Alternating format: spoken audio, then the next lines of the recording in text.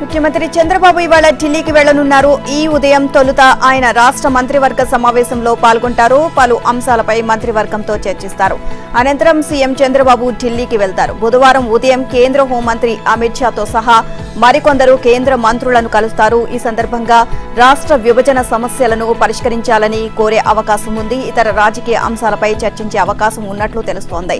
సమావేశం అనంతరం చంద్రబాబు రేపు రాత్రికి రాష్ట్రానికి తిరిగి వస్తారు.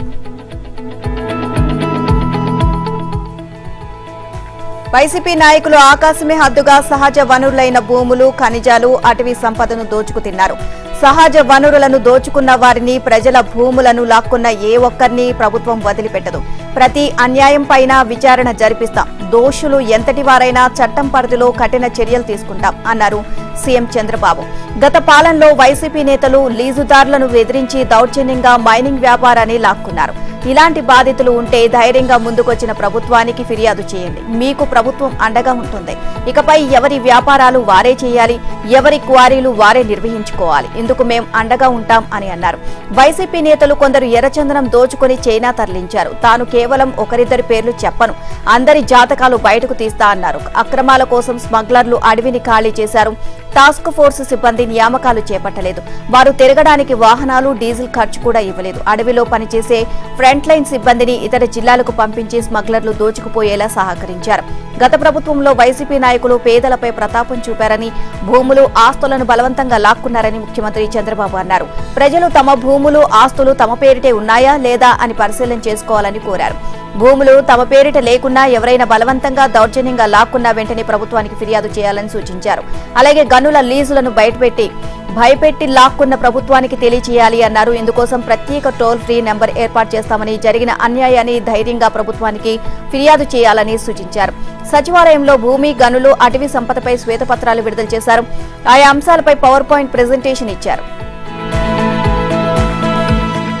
ఉమ్మడి రాష్ట్ర ప్రభుత్వంతో సహా ఏ ప్రభుత్వాలు చేయని దుర్మార్గాలను జగన్ ప్రభుత్వం చేసింది అని సీఎం చంద్రబాబు దుయ్యబట్టారు. రాష్ట్రంలో సహజ వనరులను వైసీపీ నాయకులు అధికారాన్ని అడ్డుపెట్టుకుని కొల్లగొట్టారు అని, అవినీతిని శిఖర స్థాయికి తీసుకువెళ్లారు అని నిప్పులు చెరిగారు. గత ప్రభుత్వాలేవి గనులు, అటవీ శాఖలను ఒక్కరికే కట్టబెట్టలేదు.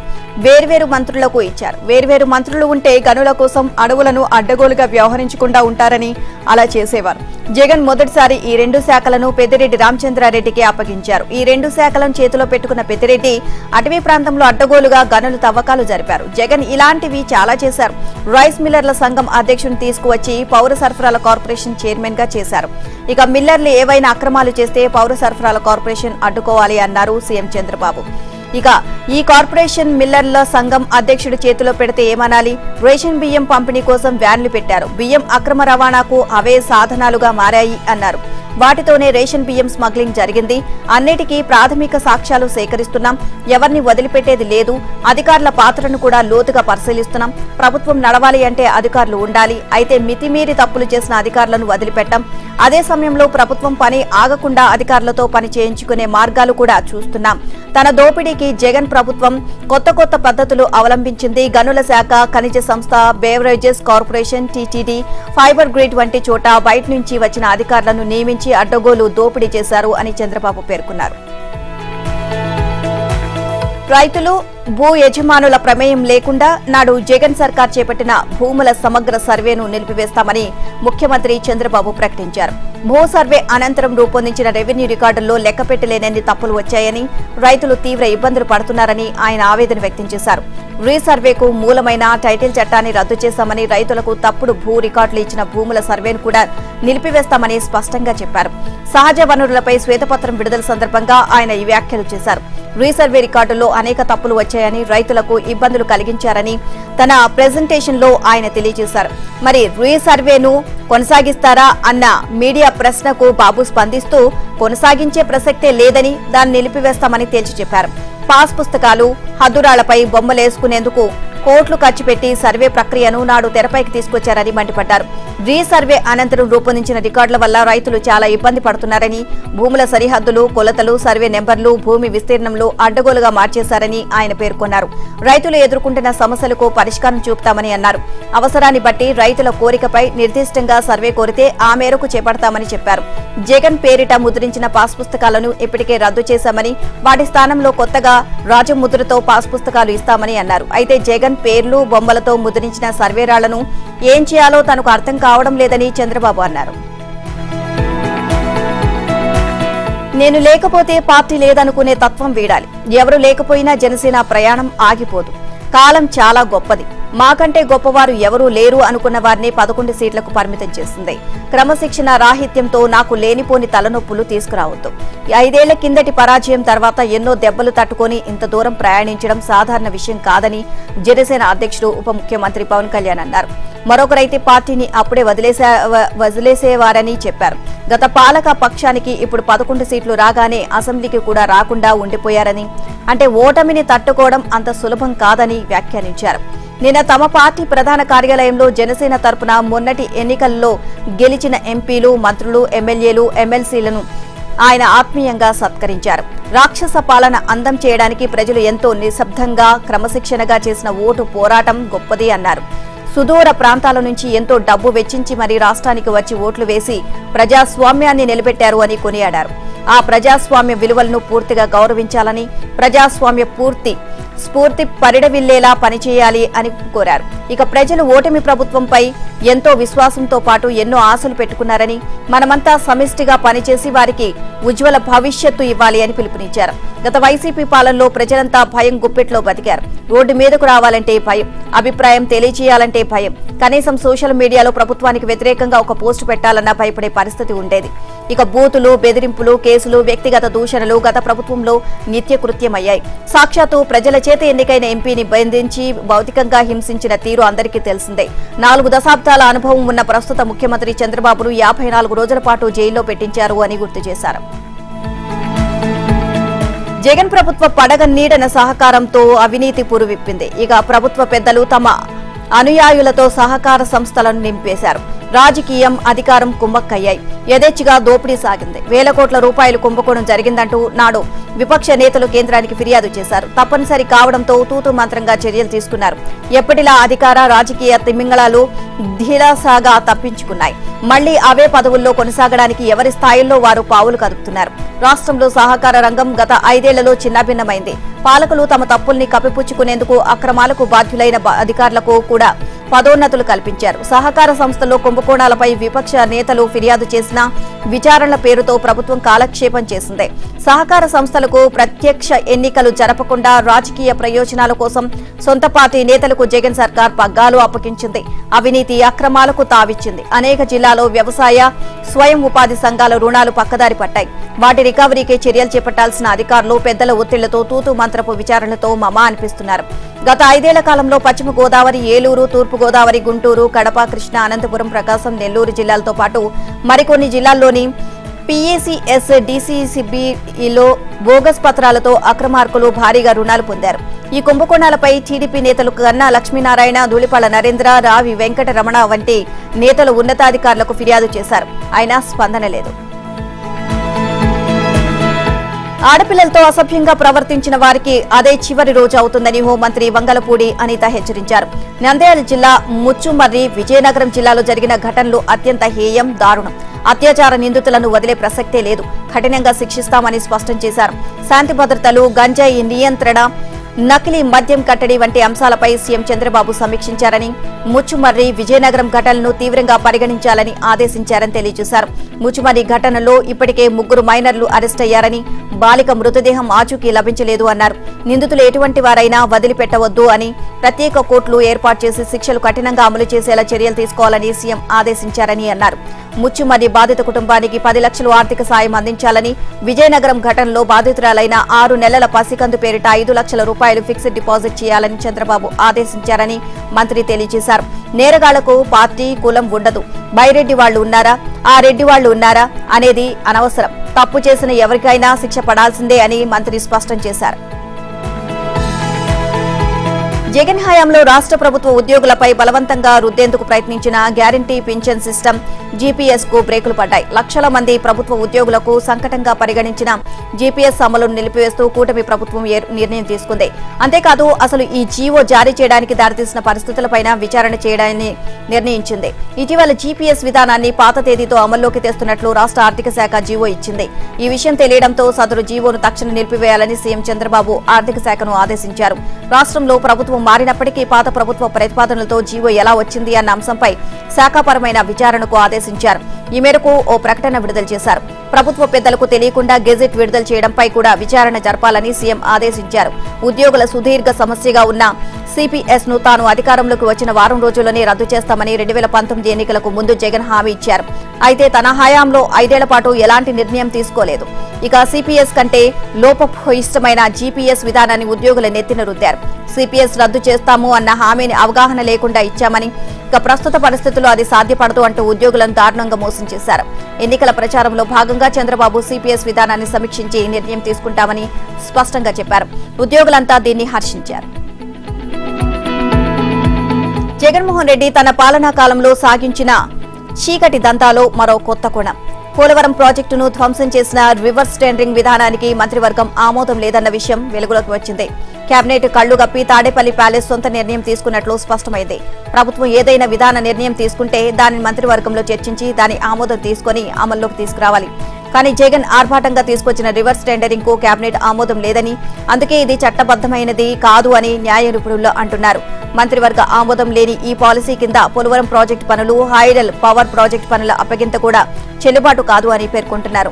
రాష్ట్రంలో 100 కోట్ల రూపాయల విలువ దాటి ప్రభుత్వం చేపట్టే ప్రతి పనికి రివర్స్ టెండర్ విధానం అమలు చేయాలి అంటూ 2019 ఆగస్టు 16వ తేదీన రాష్ట్ర జల వనరుల శాఖ జీవో 67 జారీ చేసింది.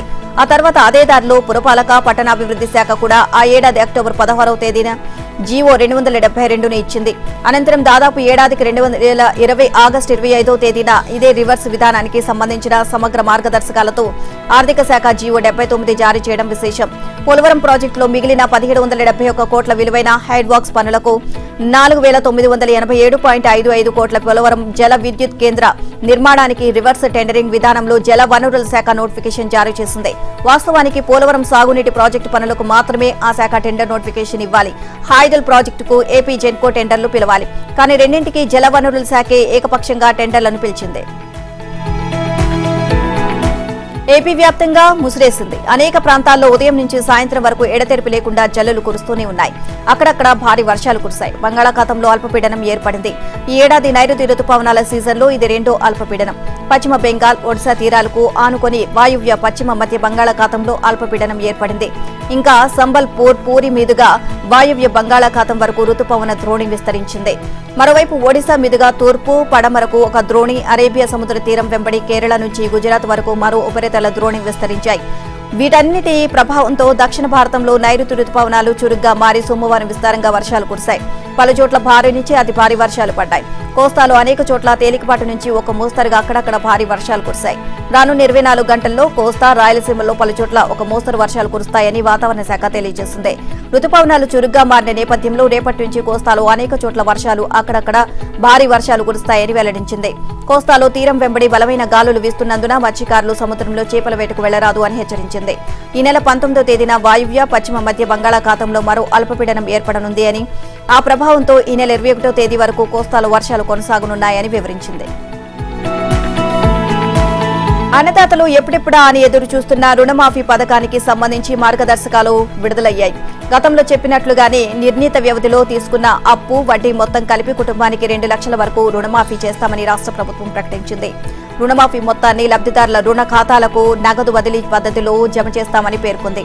ప్రాథమిక వ్యవసాయ సహకార సంఘాల్లో అప్పు తీసుకున్న రైతుల రుణమాఫీ మొత్తాన్ని డీసీసీబీ ఖాతాల్లో జమ చేస్తామని తెలియజేసింది. 2018 డిసెంబర్ 12 నుంచి 2023 డిసెంబర్ 9 నాటికి రైతుల పేరిట పాటు ఉన్న బకాయిలను మాఫీ చేస్తామని ప్రకటించింది. కుటుంబ సభ్యుల నిర్ధారణకు ఆహార భద్రత పీడీఎస్ కార్డును పరిగణలోకి తీసుకోనున్నట్లు పేర్కొంది. ఇక రాష్ట్రంలో ఉన్న షెడ్యూల్ వాణిజ్య బ్యాంకులు, ప్రాంతీయ గ్రామీణ బ్యాంకులు, జిల్లా సహకార కేంద్ర బ్యాంకులు వాటి శాఖల్లో తీసుకున్న స్వల్పకాలిక పంట రుణాలను మాఫీ చేయనున్నట్లు తెలిపింది. ఇక కేంద్ర ప్రభుత్వం అమలు చేస్తున్న పీఎం కిసాన్ మినహాయింపులను రాష్ట్ర ప్రభుత్వం వద్ద ఉన్న డేటా మేరకు పరిగణలోకి తీసుకుంటామని పేర్కొంది.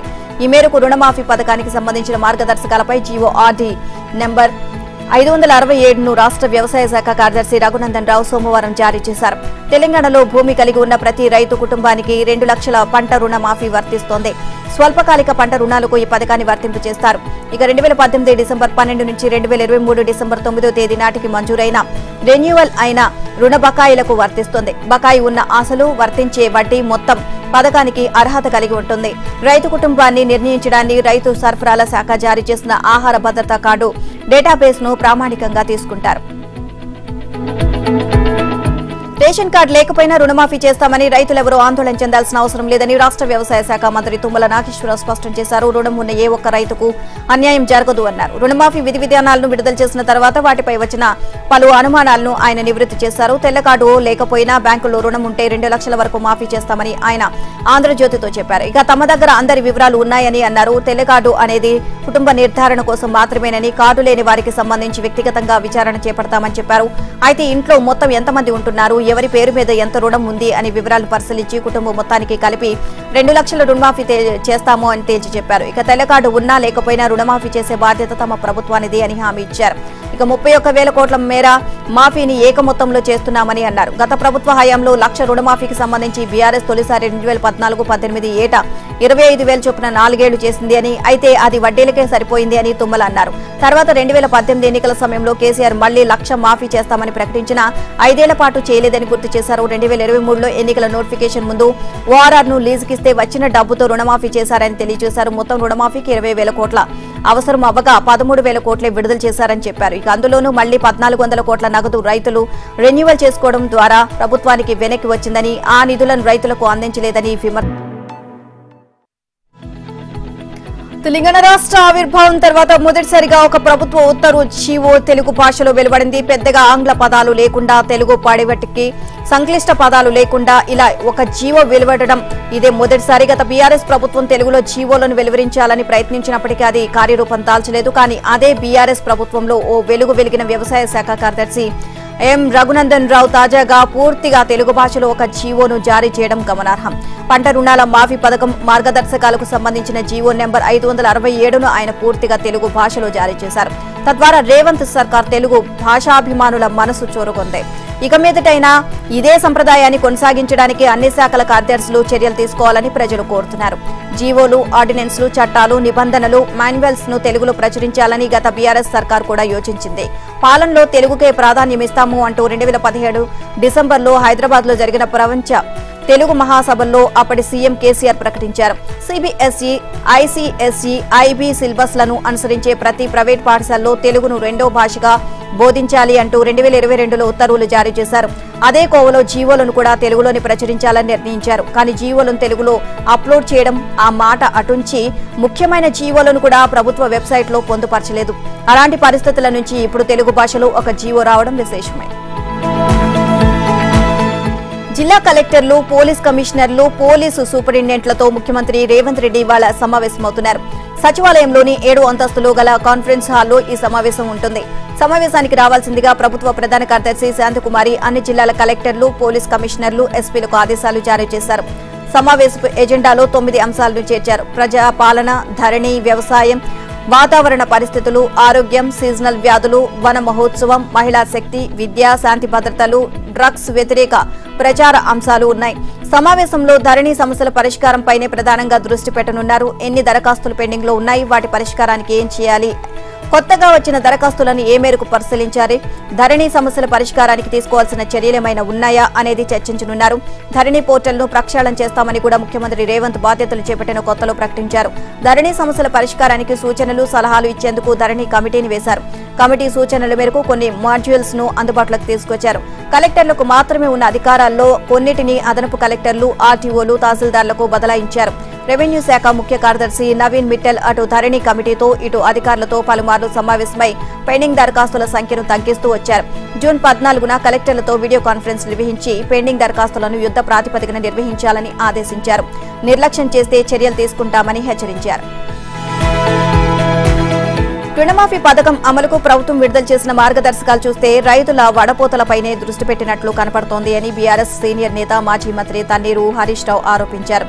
ఎన్నికలప్పుడు ఒక మాట, అధికారం చేపట్టాక మరో మాట, చెప్పేదొకటి చేసేదొకటి అనే పద్ధతి చెయ్యి గుర్తు పార్టీకి అలవాటుగా మారింది అని సోమవారం ఎక్స్ వేదికగా విమర్శించారు. 2018 డిసెంబర్ 12వ తేదీకి ముందు అప్పులున్న రైతులకు వర్తించదని నిబంధన పెట్టడం సరికాదని, ఆహార భద్రతా కార్డు, పీఎం కిసాన్ పథకం ప్రామాణికమని ప్రకటించడంతో లక్షలాది మంది రైతుల ఆశలపై నీళ్లు చల్లినట్లయిందని పేర్కొన్నారు. హైదరాబాద్ చిక్కడపల్లి సెంట్రల్ లైబ్రరీలో చదువుకుంటున్న విద్యార్థులపై పోలీసుల దౌర్జన్యాన్ని తీవ్రంగా ఖండిస్తున్నానని హరీష్ మరో ట్వీట్లో తెలియజేశారు. గ్రూప్స్, డిఎస్సి అభ్యర్థులు, నిరుద్యోగులపై ప్రభుత్వం ఇంత పాశవికంగా ప్రవర్తించడం దుర్మార్గమని మండిపడ్డారు. అప్పుడేమో సిటీ సెంట్రల్ లైబ్రరీకి రాహుల్ గాంధీని తీసుకువెళ్లి ఓట్లు కొలగొట్టారు. ఇప్పుడు అదే లైబ్రరీకి పోలీసులను పంపి విద్యార్థుల వీపులు పగలగొడుతున్నారు అని ఫైర్ అయ్యారు. ఈ ఘటనకు బాధ్యత వహించి సీఎం రేవంత్ రెడ్డి నిరుద్యోగులకు క్షమాపణ చెప్పాలని డిమాండ్ చేశారు. కాంగ్రెస్ పాలనలో అభివృద్ధికి నోచుకోక హైదరాబాద్ బ్రాండ్ రోజురోజుకు దిగజారిపోతుందని, రాజకీయ లబ్ధి కోసమే సీఎం రేవంత్ రెడ్డి హైడ్రా పేరుతో కొత్త నాటకానికి తెరతీస్తున్నారు అని ఎమ్మెల్యే కేపీ వివేకానంద ఆరోపించారు. జీహెచ్ఎంసీతో పాటు శివారు ప్రాంతాల్లోని కార్పొరేషన్లలో కాంగ్రెస్ కు బలం లేనందుకే హైడ్రా పేరుతో పెత్తనం చేయాలని తీసుకున్న నిర్ణయాన్ని వ్యతిరేకిస్తోంది అన్నారు. బీఆర్ఎస్ నుంచి కాంగ్రెస్ లోకి వచ్చే ఎమ్మెల్యేలందరూ స్వచ్ఛందంగా ఆయా నియోజకవర్గాల అభివృద్ధి కోసమే చేరుతున్నారని మంత్రి కోమటిరెడ్డి వెంకటరెడ్డి తెలియజేశారు. 3/2 వంతుల ఎమ్మెల్యేలు చేరిన తర్వాత సీఎల్పీలతో బీఆర్ఎస్ ఎల్పీ విలీనం అవుతుంది అని పేర్కొన్నారు. ఇక గతంలో కాంగ్రెస్ తరపున గెలిచిన ఎమ్మెల్యేలను చేర్చుకొని సీఎల్పీ విలీనమైంది అంటూ బీఆర్ఎస్ నేతలు మాట్లాడారని గుర్తు చేశారు. కానీ ఇప్పుడు వారే తమను ప్రశ్నించడం విడ్డూరంగా ఉంది అన్నారు. తమ 3 నెలల పనితీరుకు లోక్సభ ఎన్నికలే రెఫరెండం అని చెప్పామని, అనుకున్న దానికంటే సీట్లు తగ్గినా అసెంబ్లీతో పోల్చితే ఓటింగ్ శాతం పెరిగింది అని గుర్తు చేశారు. గత 10 ఏళ్లలో ఉద్యోగాలు ఇవ్వడం బీఆర్ఎస్ కు చేతకాలేదని, తాము అధికారంలోకి వచ్చిన తర్వాత కోర్టు కేసులను పరిష్కరించి 30,000 మందికి ఉద్యోగాలు ఇచ్చామని చెప్పారు. ఇక పగడ్బందీగా డిఎస్సి నిర్వహణకు తాము కసరత్తు చేస్తుంటే దాన్ని రద్దు చేయాలి అంటూ కొందరు డిమాండ్ చేయడం శోచనీయమని అన్నారు. నిరుద్యోగుల భవిష్యత్తును ఆగం చేయొద్దని బీఆర్ఎస్ నేతలను కోరారు. త్వరలోనే స్కిల్ యూనివర్సిటీ ఏర్పాట్లు చేస్తామని, 65 పాలిటెక్నిక్ కళాశాలలో ఏటా 10,000 మందికి వివిధ రంగాల్లో శిక్షణ ఇప్పిస్తామని వివరించారు. రీజనల్ రింగ్ రోడ్డుకు సంబంధించి సెప్టెంబర్లో టెండర్లు పిలువనున్నారు. ఇక ఈ నెల 22న ట్రైపార్టీ అగ్రిమెంట్ జరగనుంది అని తెలియజేశారు.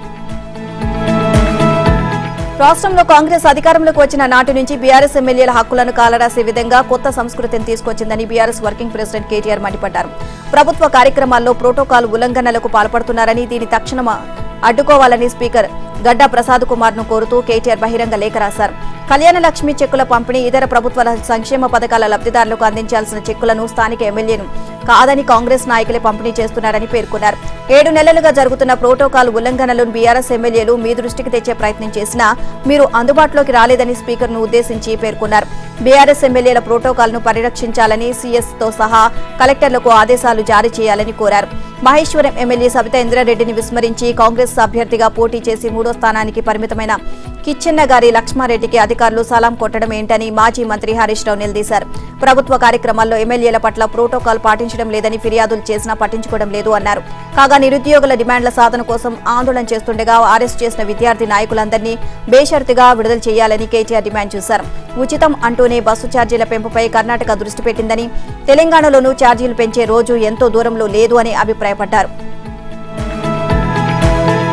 తమ ప్రభుత్వంలో ప్రజల అభిప్రాయాలే జీవోలుగా వెలువడతాయని ఉప ముఖ్యమంత్రి మల్లు భట్టి విక్రమార్క అన్నారు. ప్రజల అభిప్రాయాలకే ప్రాధాన్యం ప్రభుత్వం ఇస్తుంది అని అన్నారు. ఉపాధి హామీ కూలీలు మొదలుకొని రాష్ట్రంలో ప్రతి ఒక్కరూ ప్రభుత్వానికి పన్నులు చెల్లిస్తున్నారు అని, ఆ పన్నులతోనే ప్రభుత్వం వివిధ పథకాలను అమలు చేస్తుంది అని తెలియజేశారు. రైతు భరోసా పథకం అమలుపై మంత్రివర్గ ఉపసంఘం నిర్వహిస్తున్న ఉమ్మడి జిల్లాల స్థాయి విస్తృత సమావేశాల్లో భాగంగా సోమవారం ఉమ్మడి వరంగల్ జిల్లా రైతులతో హనుమకొండ కలెక్టర్లోని సమావేశమయ్యారు.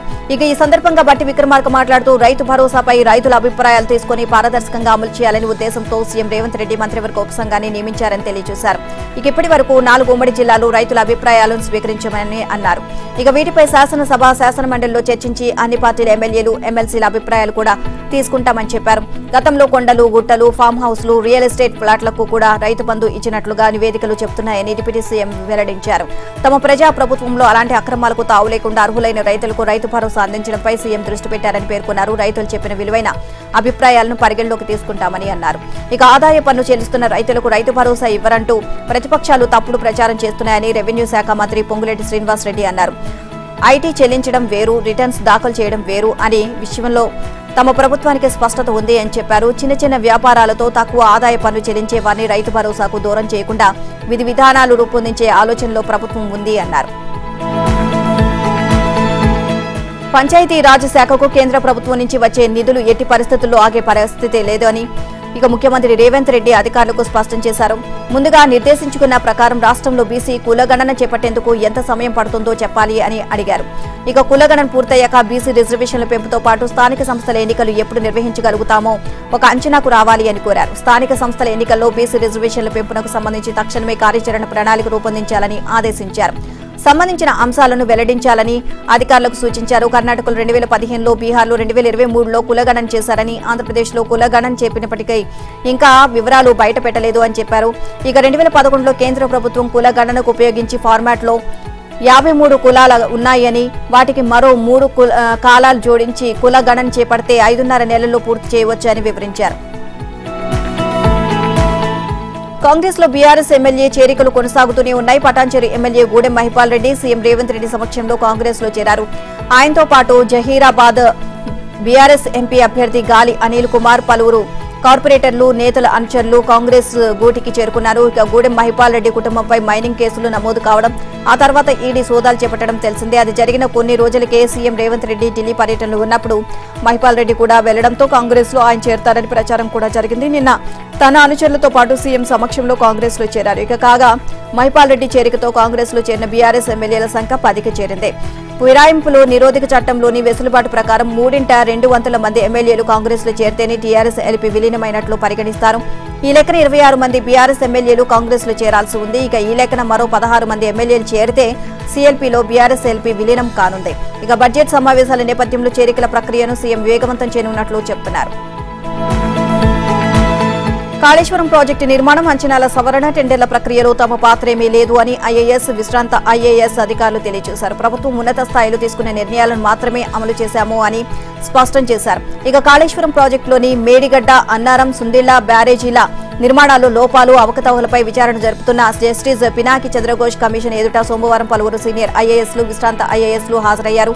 మాజీ సీఎస్ శైలేంద్ర కుమార్ జోషి ఆన్లైన్లో హాజరయ్యారు. ఇక మాజీ సీఎస్ సోమేష్ కుమార్, నీటిపారుదల శాఖ మాజీ మంత్రి ప్రత్యేక ప్రధాన కార్యదర్శి రజత్ కుమార్, ఇక ముఖ్య కార్యదర్శి వికాస్ రాజ్, నీటిపారుదల శాఖ ప్రస్తుత కార్యదర్శి రాహుల్ బొజ్జా, ఆర్థిక శాఖ ప్రత్యేక ప్రధాన కార్యదర్శి కె రామకృష్ణారావు, మాజీ సీఎం కేసీఆర్ కు 10 ఏళ్లు కార్యదర్శిగా పనిచేసిన స్మితా సబర్వాల్ విచారణకు హాజరై వాదనలు వినిపించారు. ప్రముఖ సినీ నటి రకుల్ ప్రీత్ సింగ్ సోదరుడు అమన్ ప్రీత్ సింగ్ తెలంగాణ నార్కోటిక్స్ బ్యూరోకి చిక్కాడు. హైదరాబాద్ హైదర్షా కోర్టులోని విశాఖ నగర్ వ్యూ అపార్ట్మెంట్ లో అంతర్జాతీయ డ్రగ్స్ ముఠా ఉన్నట్లు సమాచారం అందుకున్న టీజీ న్యాబ్ అధికారులు సైబరాబాద్ పోలీసులతో కలిసి దాడులు చేశారు.